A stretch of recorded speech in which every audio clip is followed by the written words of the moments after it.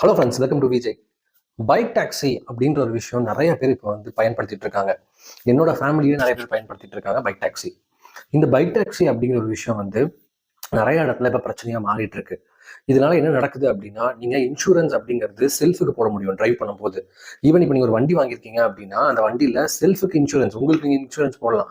அதே வண்டியை இன்னொருத்தர் ஓட்டுறாருங்கிற போது அதுல நடக்கிற சிக்கல்கள் நிறைய இருக்கு. அதே போலதான் இப்போ இந்த வண்டி அப்படின்ட்டு வரும்போது பின்னாடி உட்கார்றவருக்கு அப்படிங்கிறது இன்சூரன்ஸ் பிரச்சனை வருது அப்படின்னா, ஒரு டூ வீலர்ல எல்லாருமே தான் டபுள்ஸ் போறாங்க இல்லைங்களா? ஒரு டூ வீலர்ல எல்லாருமே டபுள்ஸ் போயிட்டு தான் இருக்கும். அப்போ முன்னாடி இருக்கிறவருக்கு மட்டும்தான் இன்சூரன்ஸ் இருக்கு, பின்னாடி இருக்கிறவருக்கு இல்லை அப்படின்னா, அப்ப டூ வீலரே ஒரு இஷ்யூவான ஒரு விஷயம் தான். பட் ஆனா கவர்மெண்ட் இதுக்கான ஒரு புது ஸ்டெப்ஸ் கொண்டு வர போறாங்க அப்படிங்கிற ஒரு நம்பிக்கையும் எனக்கு ஒரு பக்கம் இருக்கு. அதே டைம்ல இந்த ரேபிடோ மாதிரி இருக்கிற டிரைவர்ஸ், நிறைய ஊபர், ஓலா அப்படின்னு நிறைய இடத்துல இப்போ வந்து இந்த டூ வீலரை பேஸ் பண்ணி இருக்கு. கண்டிப்பா இதுக்கான ஒரு புது சட்டம், புது டிரைவிங் விஷயங்கள் இதெல்லாம் கொண்டு வந்தாலும் 10,000 ஃபைன் சொல்லியிருக்காங்க இப்போ. ஸோ எல்லாருமே ரொம்ப கேர்ஃபுல்லா எல்லா பேப்பர்ஸுமே பத்திரமா வச்சுக்கோங்க. இதனால வந்து 2 விஷயம் நடக்கலாம். ஒண்ணு இது பேன் பண்ணலாம்.